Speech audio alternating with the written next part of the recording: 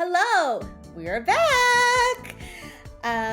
We're here today with a special little mini Kit Krysta podcast. It's an emergency edition of the podcast. Call the red phone. We are very excited about what we just saw in the gameplay demonstration by the one and only Mr. Aonuma himself. So we want to talk about it.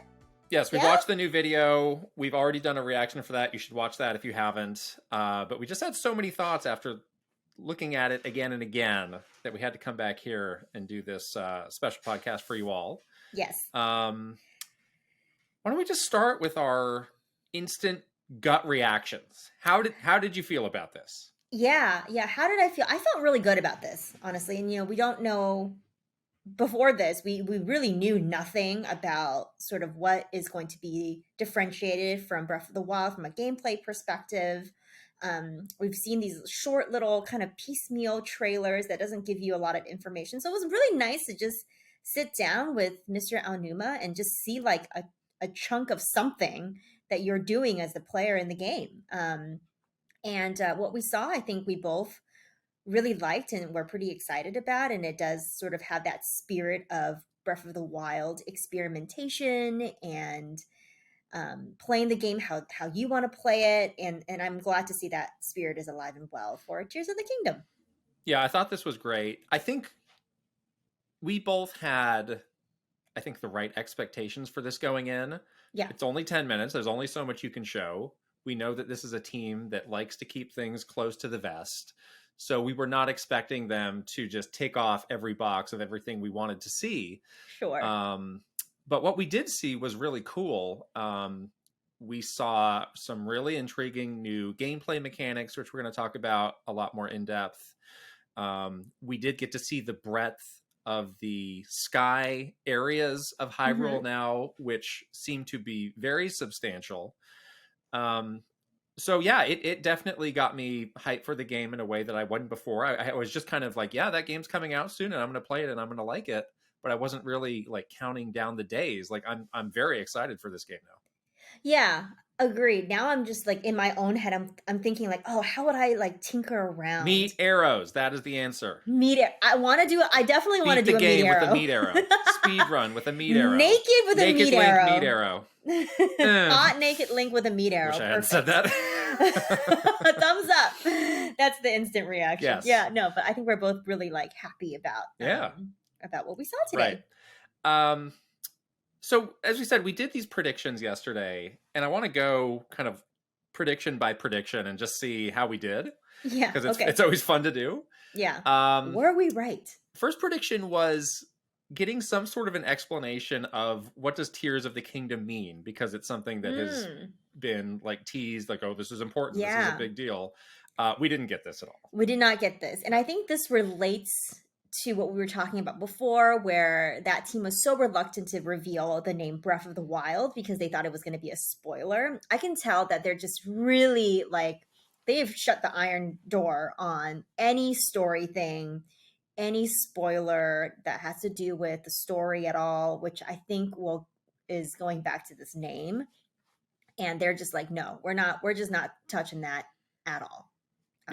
Pre-launch. So yeah, so that kind of bleeds into the next prediction, which was like a 1 to 2 sentence setup of just like, what is the premise of this game story wise? Like, it's X years have passed since Breath of the Wild, or this thing has happened to create this new world. No, there was none of that. It was like, let's just jump into the gameplay and you can see it. So I was right and you were wrong, because I said that he was just going to be like, now Link is in the sky, which is exactly what he said, like almost verbatim.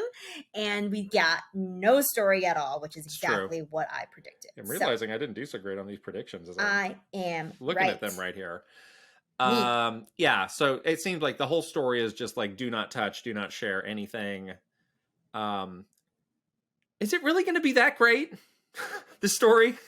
I don't play these games for the story. I like a good story, but they're really like, is this like the second coming of great literature or great film, great interactive entertainment?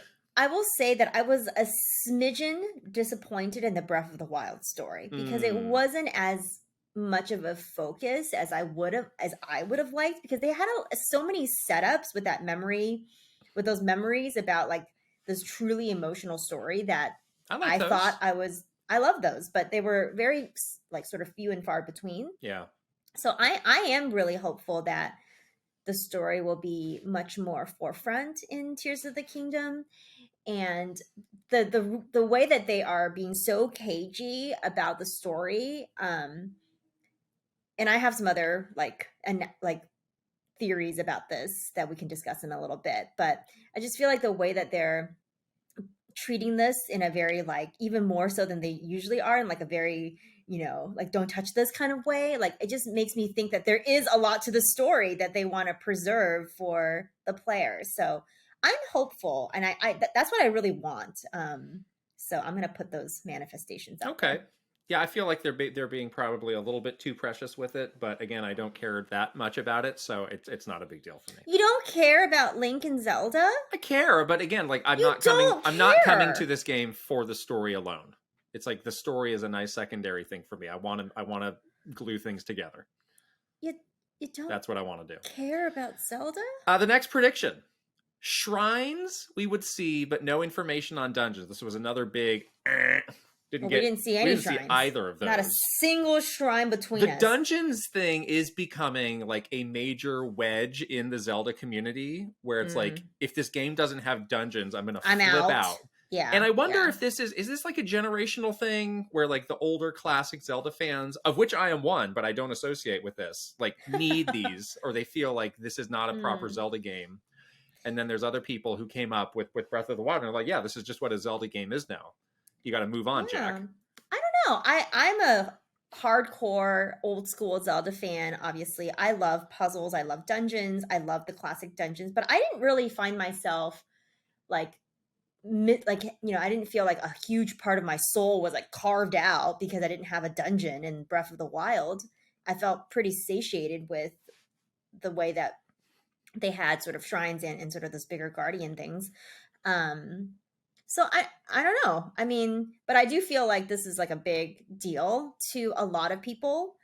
We did see some like interesting, like Link going through like a solid surface, like porting through like the ascend mechanic. The ascend, thank you. Right.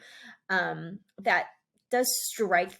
I think it struck both of us, but it does strike me as like a dungeon puzzle mechanic. Totally. Like this could be your magnetic boots in the water temple all over again. Exactly. Let's hope not. Actually, that's terrible. Yeah. So. I mean, shrines, dungeons, like you need something puzzly to pay off all these mechanics in a puzzle, non-combat way. So sure, I'm fine with whatever they choose, but that is some of the comments that I've seen getting more and more like desperate, irritated. Yeah, definitely. I feel that too for the people that want the dungeons. We were right about this one. This was like the first thing you see Link going from the ground to the sky. I really thought that mechanic was going to be, or I thought that reveal was going to be some mind-blowing thing. Like, wow, that's how he does it. It was neat. But it was just a rock elevator. I was like, oh, that's cool. That's very practical. I thought it was going to be like, oh, you get on the back of a dragon. And then they did say there's a number of ways to do it. I mean, you can build a vehicle. You could probably get up there that way. We did see later on a bokoblin being carried around by a bird. Maybe you can get carried around by a bird. I don't know. Yeah, a dinosaur. It was like a pterodactyl, like carrying off a bokoblin. It's pretty funny, yeah. Explanation of what happened to Link's arm and what you can do with this. This is kind of like a half point for us. Halfsies, yeah. Link's messed up arm. What happened to the arm? Who knows? We'll never know. But he's definitely using the arm to do all sorts of crazy stuff. Like you can see the arm being used to do some of the abilities that we saw in the gameplay. Yeah, that was a theory you had, was that is now the Sheikah Slate, and that seems to be right because in the upper left screen where those Sheikah Slate abilities were, it's just a hand. It's just a hand. It's a messed up looking hand. So it seems like that's just the mechanism that's giving Link these powers, which is cool. I want to see somebody with an arm tattoo that matches. Oh, that's going to happen. That is going to look so cool. Why don't you get it? No, I'm too scared of needles. Too chicken to get a tattoo. But they should totally Doug do that. Bowser, get this tattoo if you're Oh, Doug committed. If you're Bowser, committed to this game yes. being If a you're smash hit, committed get to this this tattoo. company, Yes. get the tattoo. Our last prediction was, again, we had this feeling that them saying roughly 10 minutes of gameplay left some air at the beginning and the end for them to talk about other stuff. Mm-hmm. So we were saying, if they're going to do these things, they probably need to announce them soon. Hardware and Mm-hmm. DLC. Yeah. So we saw the system, the OLED system, Yes. Pro controller we saw, and also a Mm-hmm. Switch case. Switch all look very nice. Beautiful. Yeah, so pretty much right on what we predicted. We didn't get DLC, but I think that can come probably relatively soon as well. Yeah. And yeah, the system looks really cool, and yeah, I think it's really beautiful. So great job. I now have a new feeling about how they're approaching DLC. So when I worked on Breath of the Wild, the reason that they were, the reason I felt this way was they were really pushing, like, we need to announce this, right away before the game comes out. Mm-hmm. Let's get people to buy it when they're buying the game. Mm-hmm. So I felt like they might just follow that again. But here, I'm thinking maybe, as we're getting deep into the Switch life cycle, maybe the library is going to start to dwindle. Like, that is a big thing that they can put out, in 3 months, 6 months to get people into this. It could be like something that they do around the holiday time, so they'll announce it later, like during, the E3 time frame or something like that, as a way to entice people to stick with the Switch, right? And just boost the game a little bit later on this year. So that does make sense. Yeah, we'll be on the lookout for that. But I think there is going to be DLC, and it's going to probably get announced in the next couple months here. Yep. Okay. Why don't we just dig into some of these new abilities that we saw and talk about those a little bit more? Yeah. So Recall was the first one that we saw, and that was how Link got into the sky. Right, the rock elevator. Where you could see something falling out of the sky, and you could basically reverse its course. Right. I think that's neat. I wonder, like, to what extent can you, like, how many other things can you do this to?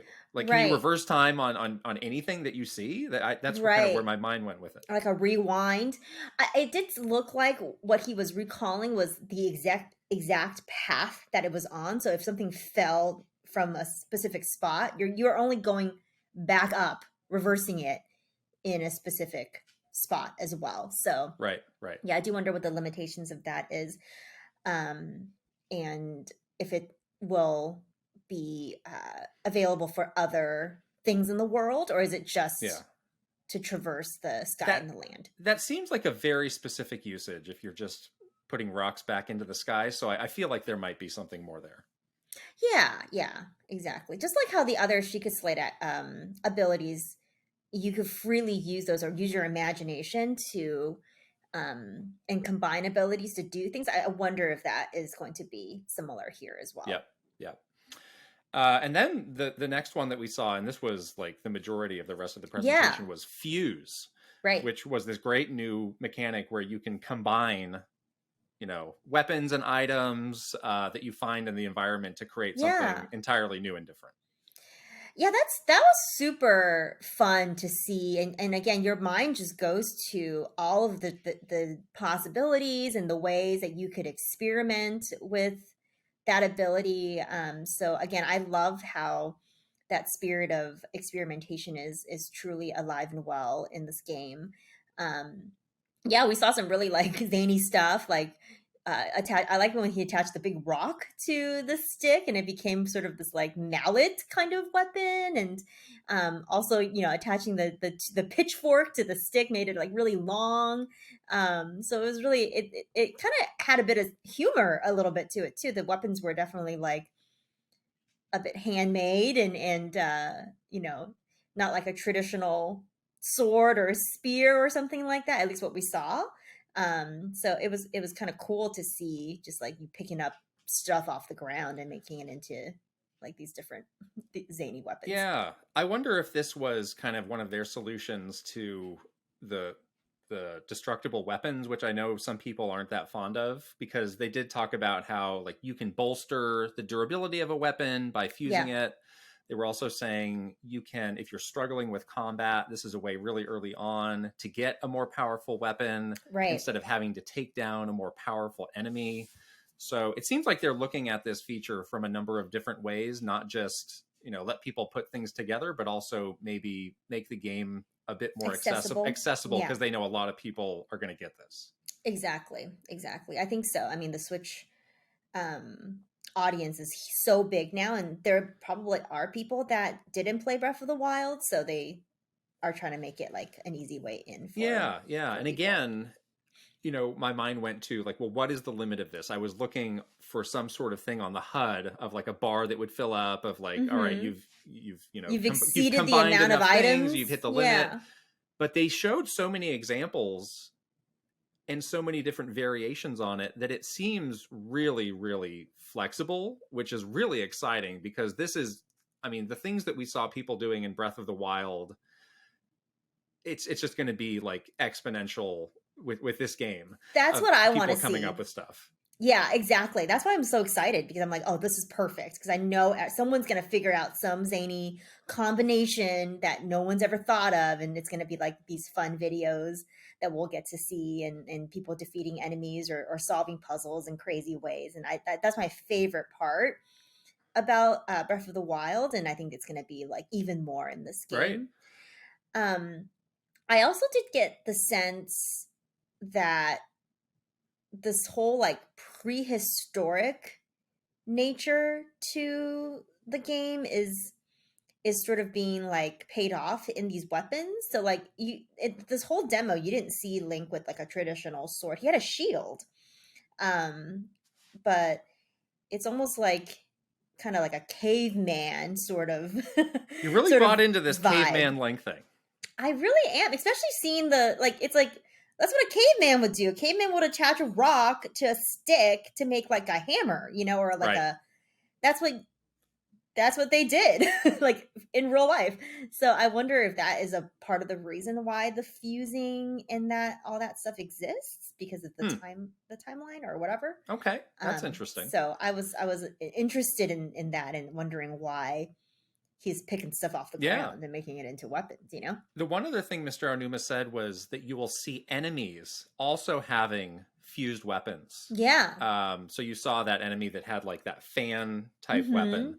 And then swept him right off the edge. So did they, I mean, if that was a power from Link's hand, did these enemies also have this power somehow? How are they getting these fused weapons? I was wondering that. Well, in that last trailer, Zelda did say, lend him your power. And that's when we saw the messed up hand. Oh, wow. So it could be a power that exists within the Zonai, which is these prehistoric guardians in Breath of the Wild that we saw as enemies in this trailer. And very interesting. Maybe the Zonai have this sort of ancient power that they were able to lend to Link, but at a price. Yeah. I don't know. That's what I think. Because that hand looks messed up. So I'm like, is it going to take over his body and he's going to become like an evil thing? I really like the combat in Breath of the Wild, but this could be a fun new layer of like some enemy just coming up on you with this. I've never seen this combination. What is this? Yeah, what does this do? I got to figure this out. That could be really I do wonder if there's going to be other types of like bigger Breath of the Wild type enemies that can do this, and it will just make that combat. I know. I was thinking Lionel. Absolutely. I was thinking got like 19 swords. Yeah, he's gonna poke you with 4 pitchforks connected with a rock. I mean, it's gonna be bad. Yeah. So the next thing we saw was the Ultra Hand, which I'm a bit unclear on the difference between the Fuse and the Ultra Hand. It seems Fuse is specific to weapons, items, shields, and the Ultra Hand is more for creating vehicles. But it seems the core idea of both is the same, of putting things together. You're sticking things together. Yeah. Yeah. So we saw Link make a boat by taking some logs and putting sort of a fan on it. There were a number of variations that got shown quickly, and there were the things that were shown in the previous trailer. Mr. Aonuma said, this is how those got made. So there was also kind of a raft that had fans facing the other way that And when you it activated lets you those, it would fly. fly up, which looked really Yeah. neat. There's like a hot air balloon kind of looking one. So Yeah. you must have been, you must be able to attach all just these different kind of elements together in a way to propel yourself around the world, which is super cool. I think this is a very interesting take on the idea of vehicles in a game. Sort of this unconventional way of traveling around or getting places seems to be like a big theme. And I like it. I think it's cool. It's like a very like Lego kind of like, if you can dream it, you can build it, and then Right. you can get places, and that seems pretty cool. Yeah. I wonder how easy this is going to be to use. I'm sure some of the more elaborate builds are not going to be for, Joe Casual to make. And I'm sure the Sure. game will have some tutorials, and there'll be some moments where everything you need is like laid out there. Yeah. But I'm sure there will, again, the creativity of the community of like, I ran across Hyrule to bring this thing back to make this one of a kind vehicle. Right. To get to gonna this be fun to place see. that no one could get to because Yeah. I was able to like do some crazy like mechanic with the vehicles. Right. Yeah. Yeah, it's like Can't wait. I split the atom in in Tears of the Kingdom because I found this crazy combination that nobody thought of. I've created like nuclear energy. I wonder if you gave this game to like Mensa level Oh, wow. physicists, what would they do with it? Like, Yeah. could they like, come up with stuff that we can't? Because I do think that if the game allows you to, like, that possibility would be pretty cool Like to that's see like someone. immediately like when the game comes out on YouTube, it's like here's 10 vehicles you didn't think of. I know, Like, yeah. Like you Or give can it just see to an coming. actual car maker, like give it to like Yeah, Porsche an engineer and see or what something. their engineers. Right. Yeah, I want to see that. Yeah. Yeah, engineers everywhere. We're calling you. Yeah. Do this. So ultimately, I still wonder, like, what is the difference between Fuse and Ultra Hand? I guess it doesn't really matter, but Yeah. it's just more of this big idea on the game of using creativity to create more stuff. Yeah, exactly. So the last named mechanic we saw was Ascend, which we mentioned earlier, which was where you can go through a ceiling. Yes. When we first saw, so I went back and watched it again. I first thought you had to see that icon on a ceiling for that to be an available power.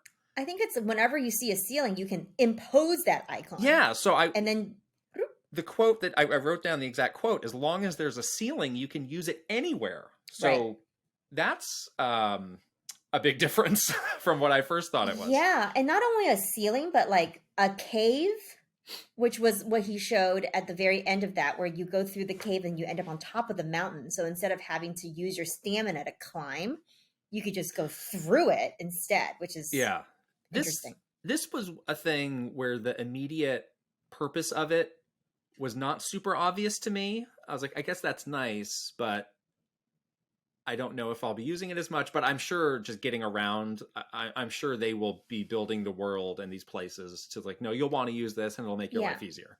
Or maybe there's places where you simply cannot climb that high. Yeah. Or there's no ledge for you to rest the stamina bar, and you must use it to get to that location. Rivali's Gale, is there no more Rivali's Gale because I got to send? Rivali is not here because he's not. Rivali's Gale was my go-to move. You really like Rivali's I love that Gale. one. You remember the upgraded one was really nice too. Yeah. I was like, you could go you could get really high. Go places. Yeah. You can go places. I like it. Yeah.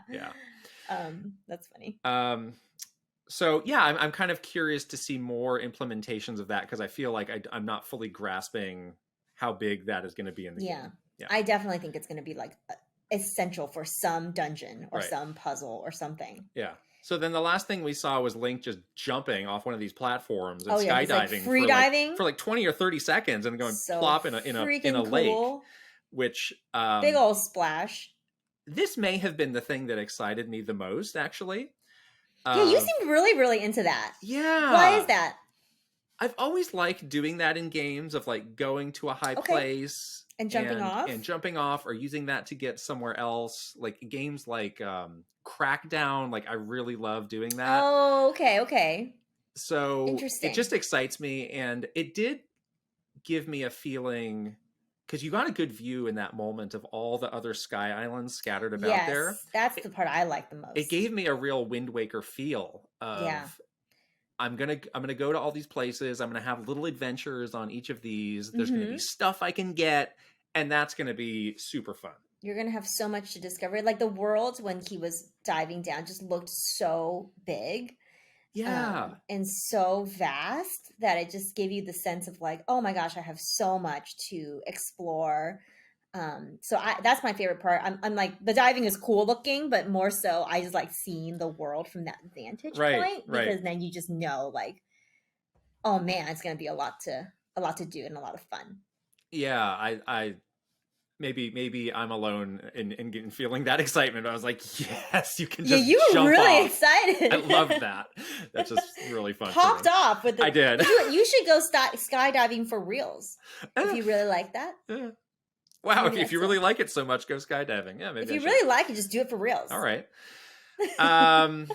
So that was kind of everything that we saw mechanics wise, which I mean, I guess that's a lot to squeeze into 10 minutes, honestly. Yeah. After I watched the video, I went online to see how people were feeling about this. Sure. And it was a bit more of a mixed reaction than I was expecting. That certainly didn't match my own experience. I was really excited by this and I thought it was great, but there were still a lot of people saying feels like DLC, or I'm not getting that special feeling I did with the first game, or is there really nothing new on the ground level? And this was mixed with a lot of people being really excited and really liking what they saw, but I'm just wondering, like, for those skeptical fans, was this enough? Yeah, that's a good question, because while I personally loved this, and I mean, I'm not a skeptical fan, I was gonna get this game anyway. So for me, I'm going into it with a very different mindset, where it's like, I'll just take any new information about this game, like anything that is going to set this apart or give me an insight into what is new. Like, I'm here for it. But I get it for people that are skeptical, because it is very focused on a singular gameplay mechanic, and it doesn't touch upon the wider universe or timeline where this is set, or big new reveals that people have been waiting for, like dungeons. So I think if you're looking at it from that perspective, if you as a skeptical person were waiting for confirmation on those things, this may have been a little bit disappointing, because it was so focused on like a singular thing that you can do. I saw our friend Jeff Grubb making a good point, which was this team, as talented as it is, probably couldn't create an entirely new game world and an entirely new set of game mechanics. Yeah, and they made the choice to add some new world stuff, mostly in the sky, but really go heavy on introducing the new mechanics, because that's what made the game so unique in conjunction with the world. And I understand that, and I think that's a really good point. These fans that are feeling disappointed, I think they really are going to need to wait until the game comes out to find out for themselves, because he said right away, if I was to show you everything new, I could take all day. And I believe him on that. I do too. So people who really want to see the breadth of the changes and what's new, we're certainly not going to get it in the time we have left. So I think they're just going to have to like white knuckle the last, month or so to go. Yeah. And see for themselves. Exactly. And I think that this is deliberate from this team as well, because so much of your experience, of your what you're going to feel, like the thing that the sparkly feeling that you're going to feel when you play this game, is going to hinge on these moments of surprise and these moments of you discovering for yourself what's possible in this game, because we don't have that element that Breath of the Wild had of being the first one like this. So I think they're doing it very deliberately as a way to like preserve that for the player, or else I think you would be disappointed going in if you saw everything. Yeah, I think for them this was mission accomplished. Of we showed enough to show that this is a really new and different game, get people excited, get the almighty pre-orders moving.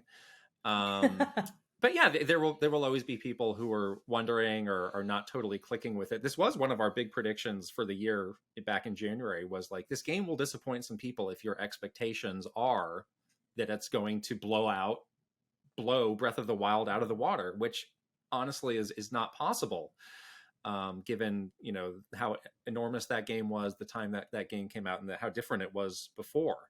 Yeah. So it is interesting, though, to see this persistent pessimism around this game. And you wonder if, like, are some people just kind of making that their whole identity online, of like, I'm the skeptical Zelda guy, which is possible. But yeah, I know Nintendo is intensely analyzing the sentiment. Oh, absolutely. And what changed from today versus previous. Mm-hmm. I do think this moved the needle, though. I mean, people were so hungry at this point for anything that it absolutely moved the needle. Because, yeah, when you starve somebody for this long and you give them a cookie, they're going to like it a little bit, you know? Right. So I definitely think that this helped to answer some questions, at least when you ask somebody like, well, what makes this game different than Breath of the Wild? You have one thing that's very tangible. Yeah, you can clearly you can tell. say, well, these new abilities make this different than Breath of the Wild. Right. Which is a good thing. Yeah, I do wonder about these skeptics too, where it is sort of like a cage of your own making from a development standpoint, because you made Breath of the Wild a game that was so incredibly good that bar again is just like really high. It's like you kind of like, what can you do to surpass that? You're gonna disappoint some people that will say that you will never be able to surpass it, and that's just kind of reality, I think. So that's something that maybe people who are skeptical and even like development teams or people at Nintendo need to like come to terms with, because it's just the reality of the situation. I do keep coming back to this like schism with the really traditionalist Zelda fans. And, when we had A Link Between Worlds, Mr. Aonuma started to become very open about breaking the conventions of Zelda. Yeah. And that's what he started to do in that game, and he fully did in this game. And I don't know if those conventions are ever completely coming back. Yeah. Like, I think we will still get games that feel like classic Zelda, but they're kind of on a new path now. They really are. Yeah. And you're going to have to decide whether to get on the path or not. Yeah. But it's it's undeniable that this path does resonate with a huge, right, contingent. The reason they had to do that because Zelda was in a really shaky place. It was in a rut before Breath of the Wild came out. Like, I remember I participated in some of the market research that we did before Breath of the Wild, and it was on some thin ice. Like, people were not super aware of the series beyond those who grew up with it. It was not stacking up well against other, like, quote, modern games it was competing against. So I think that's something people need to keep in mind as we, get deeper and deeper into this series. Yeah, for sure. So what do we think comes next? Again, we've got like a month and change before this game comes out. Does this stick a fork in any hopes of a Tears of the Kingdom Direct?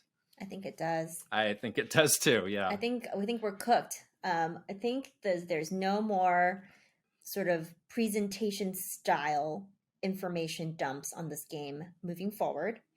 The team will be expected to market the game using what was shown in this 10 minutes of gameplay. Maybe we'll get another trailer a little bit closer to launch. But I think this is it. I think that we'll have to wait out the rest of this without really any new info. Yeah, I agree. I do think they might let some media see the game and play the game in an extremely controlled way.